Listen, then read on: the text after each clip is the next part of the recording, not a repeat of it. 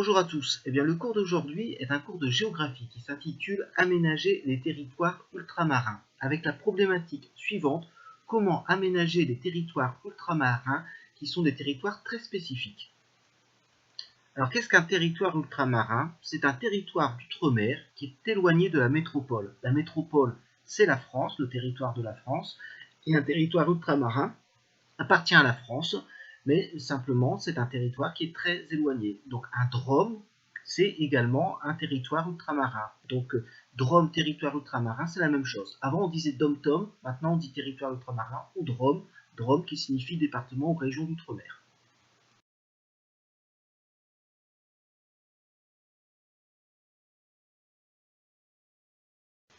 Alors voici la carte des territoires ultramarins dans le monde. Au centre, vous remarquerez donc le pays, la France, c'est la métropole. Et puis tous les ronds rouges correspondent aux territoires ultramarins ou aux départements et régions d'outre-mer, les DROM. Donc c'est beaucoup d'îles. Il y a beaucoup d'îles, comme vous pouvez le constater, en grande partie constituées d'îles. Les territoires ultramarins ont des statuts différents. Alors certains sont des collectivités d'outre-mer comme les COM, d'autres sont des DROM, des départements ou régions d'outre-mer, où les lois françaises s'appliquent comme en France.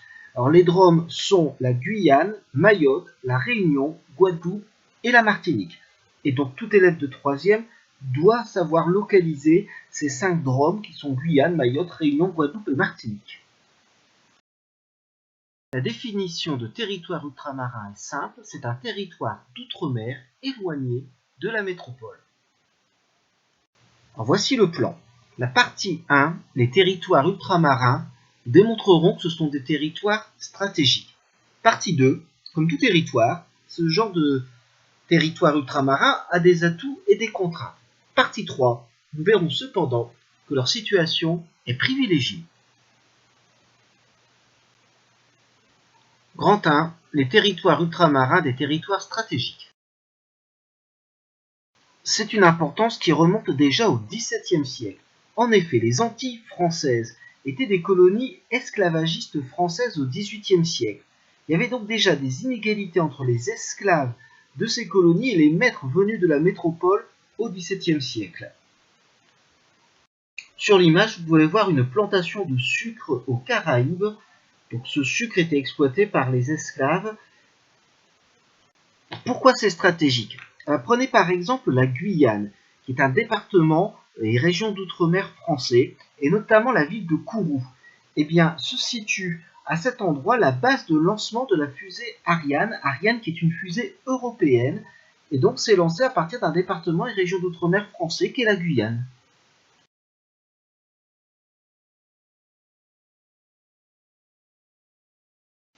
Enfin, on peut faire de la recherche dans les TAF.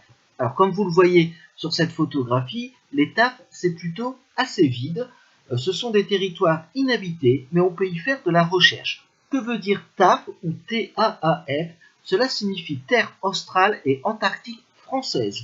Et il y a de multiples enjeux dans ces territoires.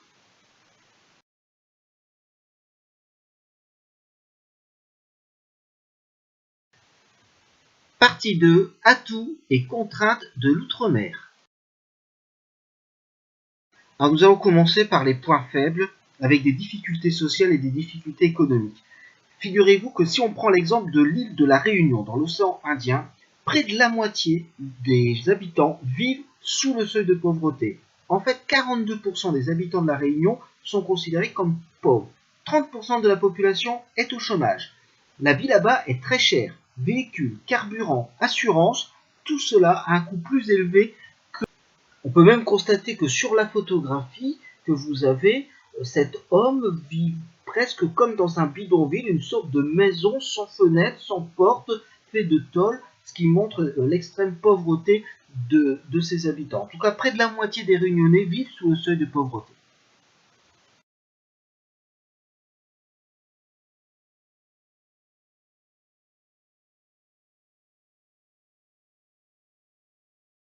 Autre point faible, autre contrainte, l'insularité et l'éloignement. Insularité, ça signifie que ce sont des îles.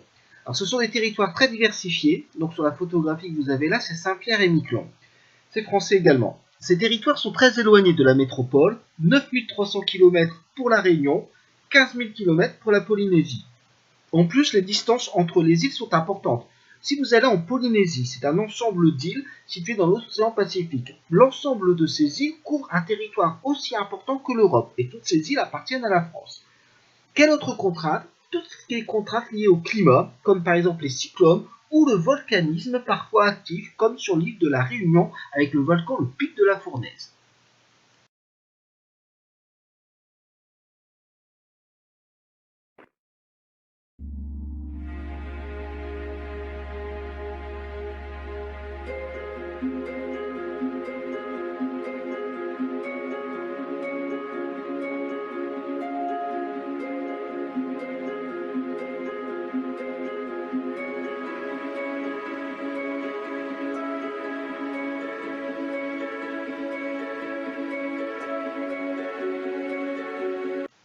Mais les territoires ultramarins ont également des richesses culturelles et naturelles, comme l'illustre ici le parc naturel régional de la Martinique sur cette photographie.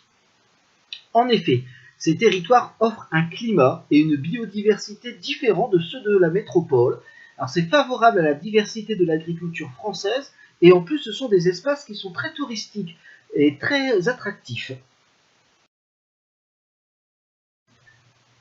Partie 3, une situation privilégiée. En effet, les projets d'aménagement sont nombreux. Prenons par exemple la nouvelle route du littoral sur l'île de la Réunion. La Réunion qui est un territoire français de l'océan Indien. On a dit que c'était un territoire plutôt pauvre. Près de la moitié de la population vit sous le seuil de pauvreté. 42-43% nous avions dit.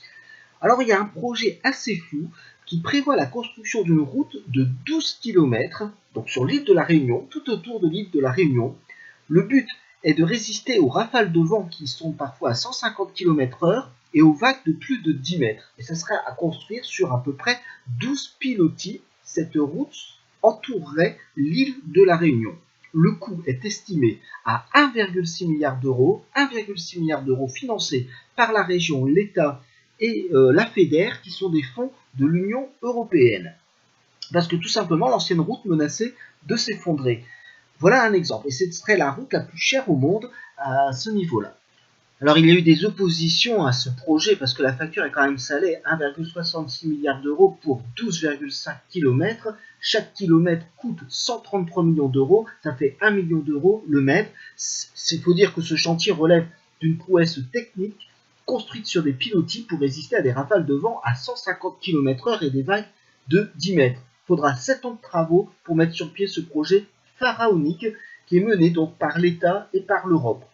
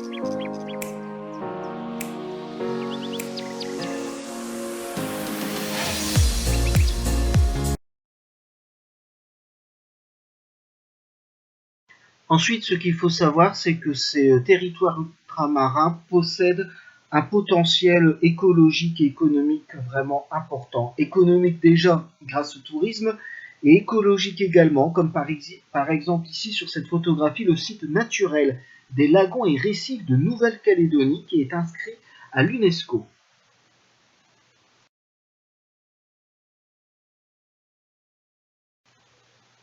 Les territoires ultramarins comprennent 2,7 millions d'habitants sur 120 000 km².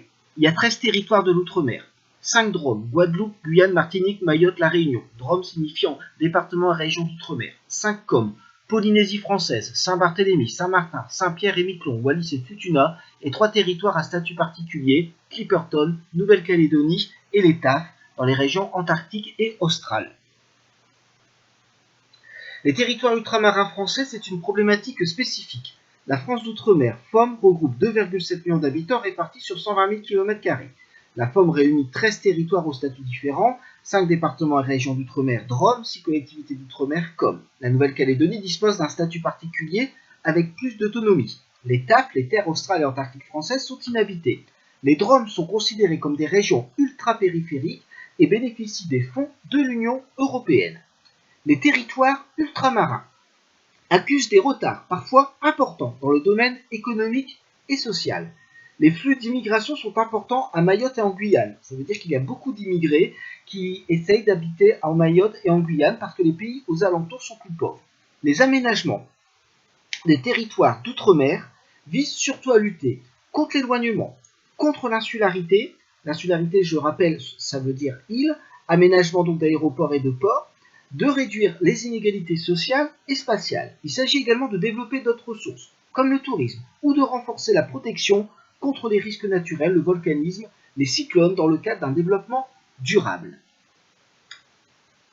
Merci de m'avoir écouté et à bientôt pour de nouveaux épisodes.